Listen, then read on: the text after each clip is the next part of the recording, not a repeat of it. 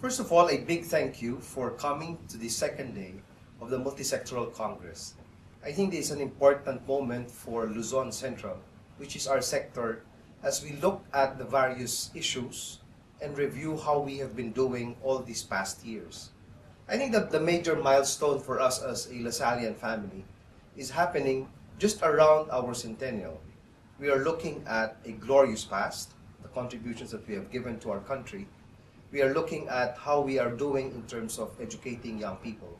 But we are also looking at present realities, poverty, the global warming, as well as many other issues of governance that we are really struggling with in our own nation. One of our deepest hopes is that this Congress will not just renew the Lasallian family, but will also allow us to look at a better and perhaps a deeper commitment to the mission as we plod along and perhaps even thrive in addressing those needs that are before us, marking our next 100 years here in the Philippines. There are many things that are happening to us today, one of which is really the reorganization and restructuring of our own Lasallian sector. By the time we celebrate our centennial, there will be several countries of which we will be part of an administrative unit, and that will be called the Lasallian East Asian District. I think that gives us, in fact, a context which will allow us, in fact, challenge us to continue to be more collaborative, participative in our efforts. Brother Alvaro, who is still with us today, calls this an important moment for us, and he uses the term Brothers Without Borders. As you very well know, our schools have moved from being brother schools to Lasallian schools. And we might as well adapt this theme of Lasallians without borders. I don't think we are talking only of geographical boundaries. We really are talking about a deeper collaboration, participation, synergy, and perhaps in the words of the late John Paul II, a real solidarity with many peoples. It is a solidarity across national boundaries, a solidarity across cultural diversities. It is a solidarity across the different economic levels, rich and poor, addressing the digital divide, addressing different problems that confront us as a nation.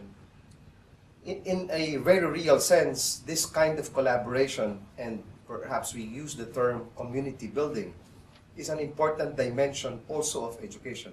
For after all, those of us who work in the group called Philippine Business for Education use this imagery of ensuring that it's a whole community educating a child. We always say it takes a village to educate one child.